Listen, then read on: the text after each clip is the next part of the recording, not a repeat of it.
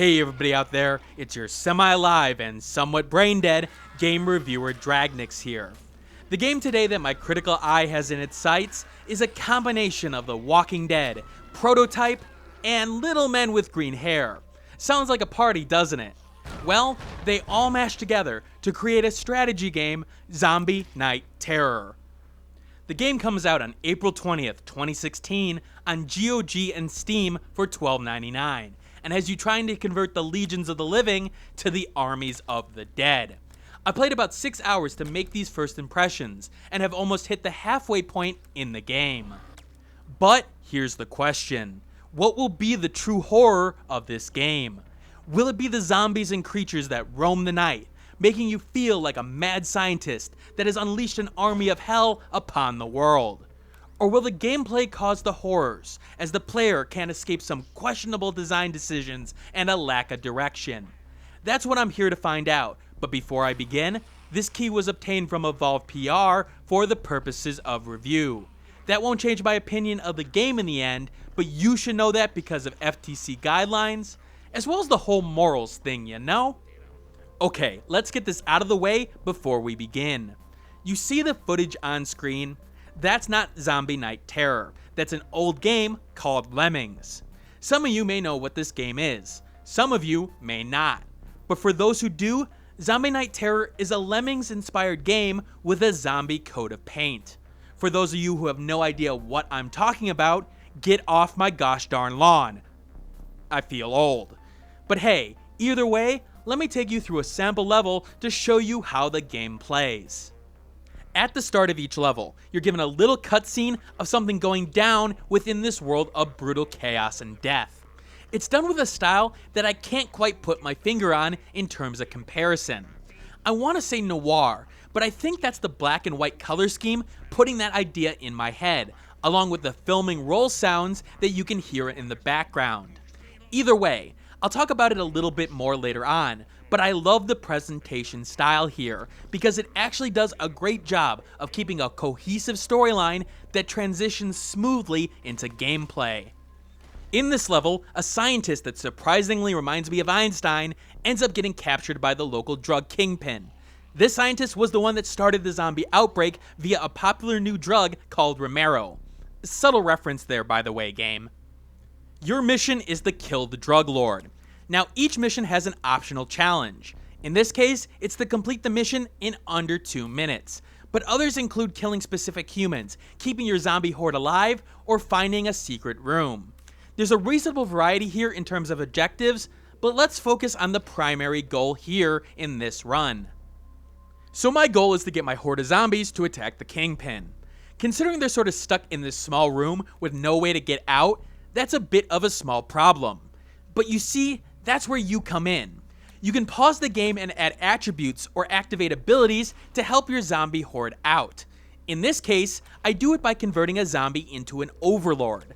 This overlord has a couple of abilities, and one of them has to do with interacting with other zombies. In this case, I want him to throw those zombies up so they can get out. And lo and behold, they're out, and now he's gotta run. Now, there are 5 main actions that I can apply on zombies. You saw the jump one combined with the Overlord before, but they can also apply to regular zombies as well. I've got the ability to use a speed boost to turn a Romero zombie into a 28 days later zombie, as well as the ability to create the equivalent of a boomer, aka make the zombie explode. This is how you get past certain doors, or breakables within the environment. You'll unlock new ones as you go throughout the game, and they can have different effects depending on what type of zombie that you place it on. Now, of course, this wouldn't be a zombie game without converting the living to the dead. When a zombie bites and kills an adversary, they themselves turn into a zombie, adding to your horde. Now, some characters will sit there and scream while they get eaten, while others will fight back. So you have to use your abilities wisely in order to deal with these threats. A speed-boosted zombie does well in getting past a guy with a baseball bat, but doesn't really make a difference by himself when facing down a shiny assault rifle. Strategy is key here, and the game does a great job of rewarding smart and timely plays with your zombies. And the best way to do that is with the time mechanic. As you see in the top left corner of the screen, there are 3 options for time: pause, play, and speed up. Pausing regularly gives you the most control in the game, and is necessary when you need absolute precision, whether it be timing a jump with a zombie, or converting zombies to be more powerful before they get blasted. Now luckily, if you are on top of things, you can still play the game without pausing in most cases, which was nice to see. Several of these games end up having pacing problems because you're forced to pause, but here, I didn't feel that was the case. It was something I wanted to do often, but I felt like I wasn't forced to do. Now note, there is one thing that holds you back in terms of turning your entire horde into the cast at 28 weeks later, and that's your DNA reserves in the bottom left of the screen. This acts as an energy bar, and each action costs a specific amount of DNA in order to activate. These are adjusted properly too for the case they are used, as using the speed boost on one zombie costs about 4 DNA, but on an overlord that can apply it to multiple zombies, it costs about 8. There's good balance of the skill costs here, as you can be somewhat flexible in your spending, but the game will punish reckless spending of that DNA. What's also nice is that you can sacrifice zombies to get a boost of DNA as well. Of course you lose one of your horde, but on the flip side, you may be able to apply an explosive effect you desperately need. In certain levels, you'll have zombies that end up isolated due to certain circumstances, but they can be sacrificed to still help your cause. There's great design here, as every single zombie ends up serving a purpose. And we're coming to the end of this level, as my pressure on the drug kingpin has left him cornered, and thanks to a timely explosive zombie, I end up trapping him below with a horde right under him. Now it's a matter of just swarming him to end the mission, as while he has an Uzi, he does have to reload. And well, he's gonna find that he should really do his research before he distributes an unknown product that causes zombieism. Take a look.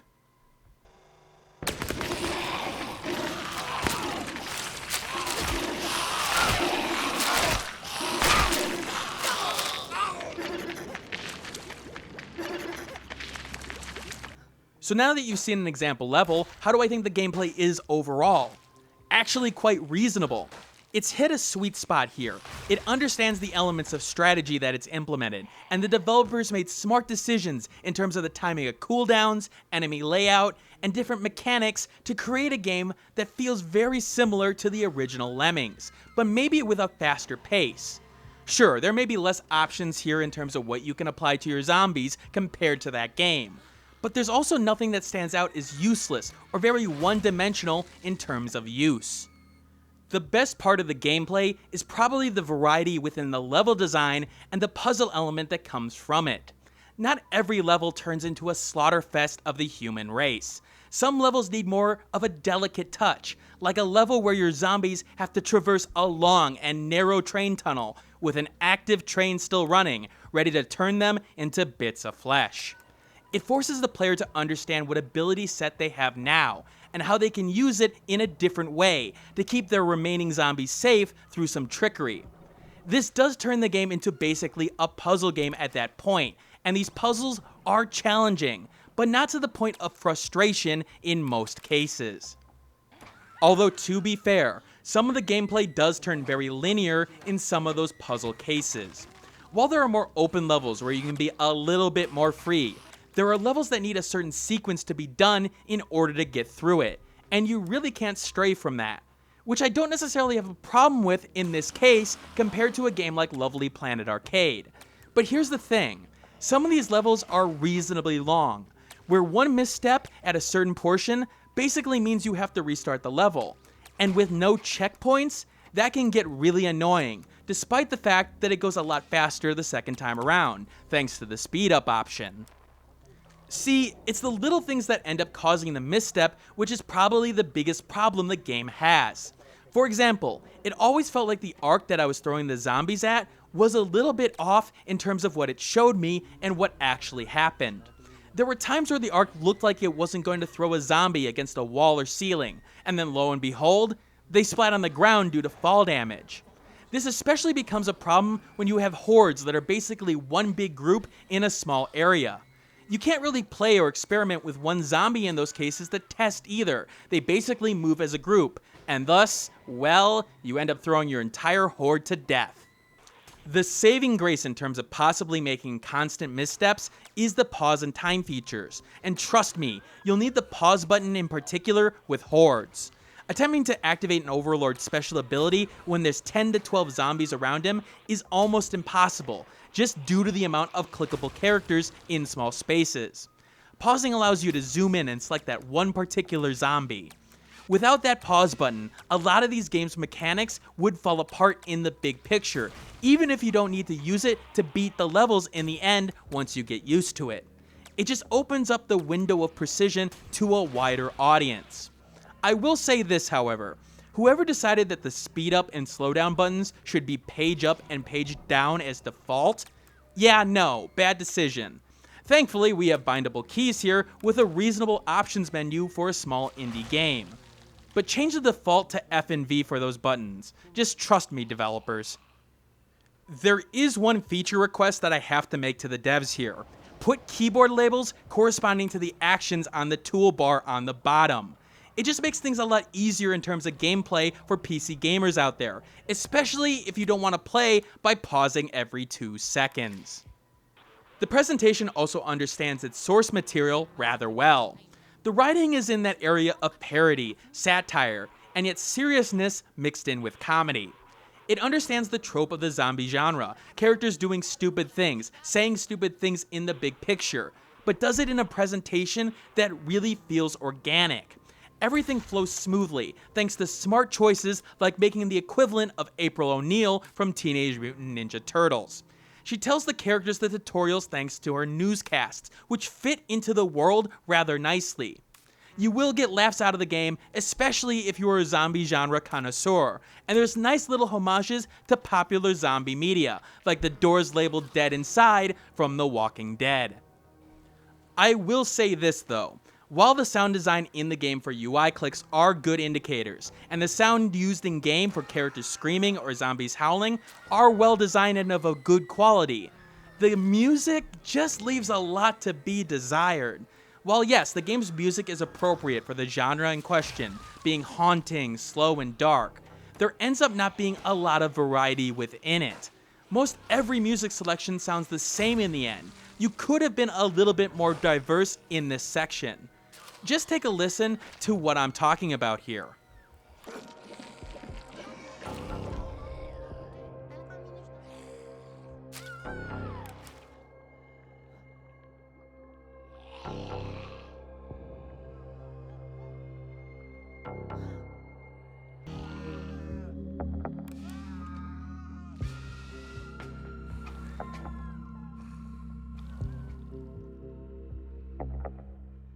In the end, strategy gamers or fans of the old Lemmings games will appreciate this take on the zombie genre. Its gameplay and presentation make it shine, putting you in full control of your horde's fate and making you feel like most every mistake you made is your fault. Most of its problems end up being small gotchas in the big picture, whether it be a lack of labels or just being a little bit off in the implementation of the arc throw. But it's a game that is a great example of good game design coming together in an overall package, as nothing here feels out of place. If you want some good old-fashioned brain-eating fun, you could do a lot worse in the strategy genre than Zombie Night Terror. Thanks for watching. Like the video, share it with a friend, and subscribe if you want more content like this. In the description below, you'll find the Steam review accompanying this vid, along with social media that you can follow me on, Twitter, Google+, and Facebook groups. And if you want to support the channel, click that Patreon on the left of the screen. And remember, keep on gaming.